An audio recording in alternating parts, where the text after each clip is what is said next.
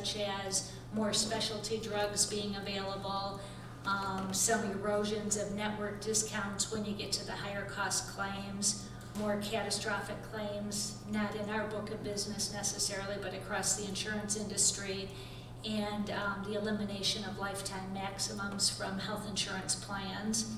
We do have adequate funds in the health insurance fund to cover this cost increase, so we're recommending you authorize the mayor to sign the contract with Tokyo Marine HCC as the rates indicated in the memo. And our second bid this evening, we're actually recommending a sole source bid with AKT Peerless. And this is related to the pipes that we found earlier this year near the area that used to be the city landfill near the Chippewa River. As you know, with the help of AKT throughout the summer, we worked in cooperation with the state, I can never remember what it stands for, EAGLE is their acronym, the state, what used to be the DEQ, and the EPA, and we conducted the appropriate testing for those pipes, and we actually capped the pipes to eliminate any future discharges.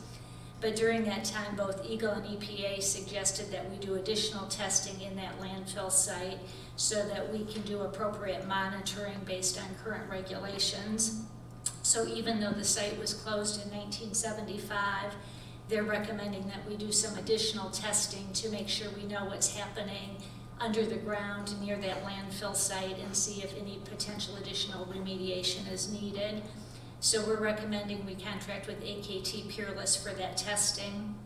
The contract is approximately $30,000, or not to exceed $30,000, but half of that is lab testing.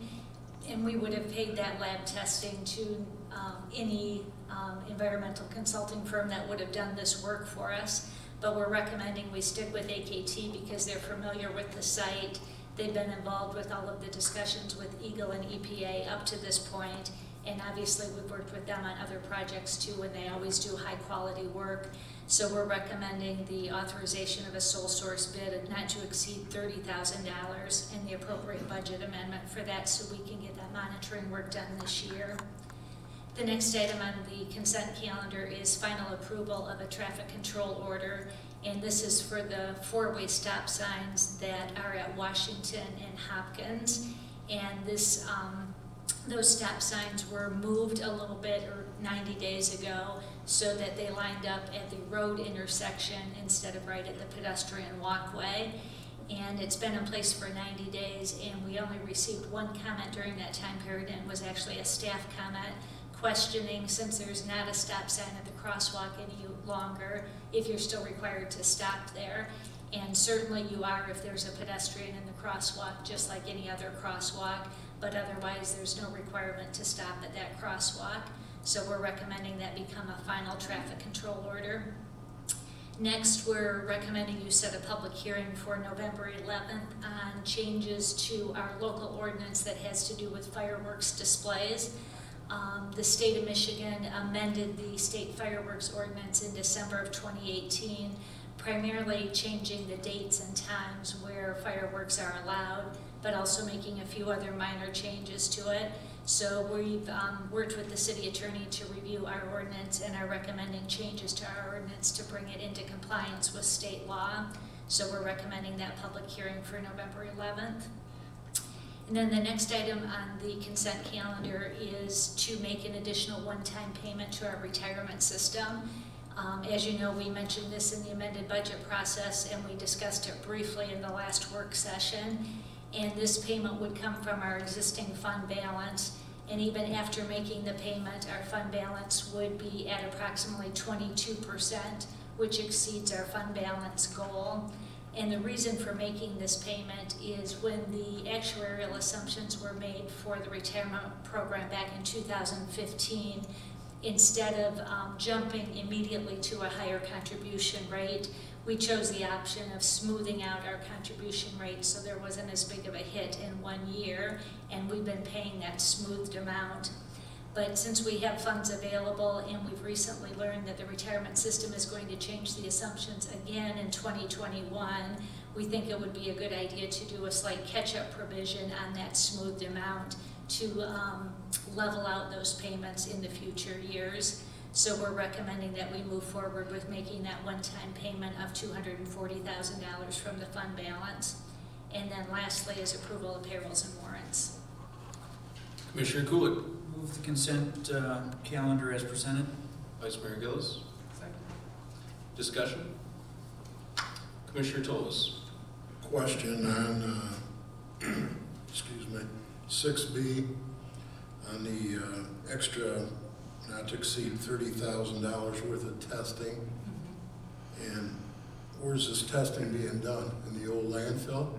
Yes, in areas around where the old landfill was. And why would we have to do testing in the old landfill? Both Eagle and the EPA have recommended that we do that to make sure that to verify whether any leakage is coming out of that landfill and is putting the river at risk in any way. But the way I understand it, there was a flow line. That flow line has been capped now. The flow line that went directly to the river has been capped. So why aren't we testing right around where the flow came out into the river in that area?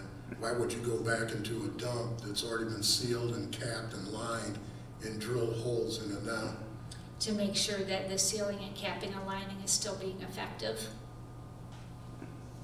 But that doesn't make sense to me, because if you're drilling in something that's been capped and already approved, that has a clay liner below it and above it, and you're drilling holes through it, you're actually drilling holes that are going to allow seepage. Do you understand what I'm talking about? John, do you have additional details that would help with that?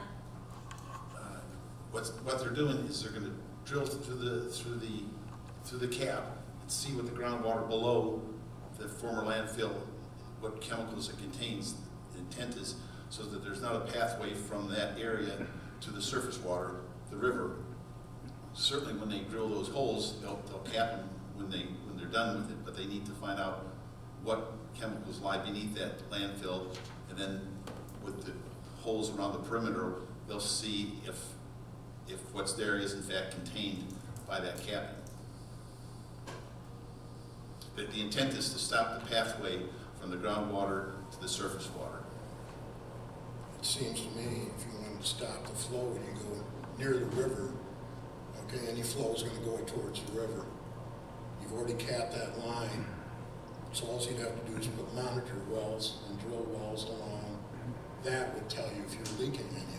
I can't see drilling into a cap that's already been approved, re-drilling through the cap and disturbing that now. It doesn't make any sense to me. Just like in the oil field, you have a cap of clay below and a cap of clay above it. So why would you drill through that and create holes through that? The intent is to find out what chemicals lie in and beneath that landfill and the groundwater beneath it. And then once they know what chemicals there, that's the benchmark to say what in fact is there a pathway that leads from that to the river. We know that there's groundwater under there, and that's okay. But if there's chemicals that are in that groundwater and move to the surface water, that's where there will be an issue, if there is one. But how would it move to the surface water? Excuse me, if you have clay below it and clay above it, once you drill a hole through it, then you're given that source, it can come out and leak. It just doesn't make any sense to me. You're just opening up a big can of worms right now. I'm not sure, and we'll know I guess when they drill through this and see what there is, I'm not sure there was necessarily the cap when we started our landfill. The rules then weren't the same as they are now on the bottom of the underneath side of it. But actually, you're grandfathered in under the old cap laws that you cap it in. Now that you're drilling into there, if you have any contaminated fluid, it's clay lined above it and below it. So what are you proving, that there's contaminated fluid there? All you're trying to see if it's seeping into the river right now. And I'm saying for this $30,000 cap, you're going to be way over that by the time you get started with this. That was the purpose of making it not to exceed, because you can control that by saying don't go more than that. In terms of the initial finding what chemicals are in it, and then the wells that determine what flow of the groundwater moves towards the surface water. We eliminated the pipes, which took care of the obvious ones, and this is DEQ. The Eagle would like us to confirm that there's no passageway between the groundwater under the landfill and the surface water of the river. It just doesn't make sense to me, because in the oil field, you're basically talking about the same thing. If you have something that's capped and sealed, it can't go anywhere. I could see if you had contamination coming out of that tube going into the river, and they tested that water and you got contamination out. Now you seal it. You're gonna go to that point along the river, and you're gonna drill monitor wells to see if anything is seeping out. Now you're telling me you're gonna go in this old landfill and just start drilling around to see if there's contamination there. Of course you're gonna have contamination in there. That's why it has a clay liner above it and below it to seal it and contain it. And what I'm telling you, once you start with the DEQ, there's no end. You'll be testing there forever. And you're opening up a precedence, I think, which I don't think is necessary. Recently, they have, and maybe when we had the landfill back in the 60s and 70s, there wasn't a requirement, but now there are requirements for that assurance of the pathway between the what could potentially be contaminated groundwater up to the surface water. If there's no pathways and this test verifies that, we're good. If there is a pathway between the groundwater and the surface water, then you're right, we may end up having additional discussions about it, but it's a requirement for us to make sure that that doesn't happen. It's our landfill. I understand that, but how's that contamination? It's clay line right now, gonna get down to the water aquifer. The freshwater aquifer is below that. And maybe you know that better than I, but I don't know that. I'm just telling you from experience, you're opening up a can of worms. When a DEQ comes in, just like an oil spill, okay, they have to have probable cause and say, here, we've sampled water here and you have contamination here, so we have to know where this flow's coming from. What you're telling me is right now, we're gonna go ahead and drill these holes to prove that there's no contamination going into the groundwater, which doesn't make any sense at all. They have to prove to you that it's going in the groundwater somewhere. If you cap that line off and you drill wells along the river and there's nothing in the soil, that means nothing is leaking from there. I wouldn't go into the dump and start drilling monitor wells. It's a waste of money. John, would it be appropriate to say that where these are this is being recommended by Eagle, that we do this under the current regulations? And I guess if the commission is uncertain of that, we could request some written documentation from Eagle about why this is being required and where they're recommending it and what they see as the course of action, so that you have the information from Eagle, if that would make you more comfortable with it. I would like to see that. I think the whole commission would like to see that. Commissioner Kulik. I'd like to postpone this to the next meeting and ask that we get a map showing us the boundary of the old landfill and where Eagle is proposing that we do these monitoring wells. The challenge you have is this was part of the whole consent calendar, so how do you postpone one item in the consent I calendar? was gonna say, I'm not sure you can postpone something that you've left on the consent calendar, because it's now part of that whole thing. You would have needed to remove it and then could have discussed it at that point. So what's the way to do it now? Because you already decided not to remove it. I guess you could make a motion, if everybody was in agreement, to remove that from the consent calendar at this point. I move to remove it from the consent calendar. Support.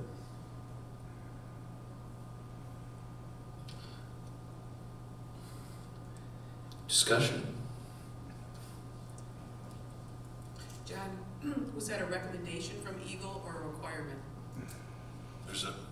There are some Michigan laws now that require the assurance that there's not a pathway between this contaminated groundwater and surface water, the river. We did have pipes, and Commissioner Tolus's point, we capped those pipes, but of course that begs the question, because now if the water flow is stopped, where's it going to? What's happening to that water? Because it did have contaminants in it. So they're saying to us, so you tell us what's going, and the way to start is to say, what's over here, and is it getting to over here? Yes, the Eagle, there's like a short book on what you're supposed to do. Our AKT Peerless was saying, here's how we think we can solve this problem at the least possible cost and not let it get away from us. And this is that step.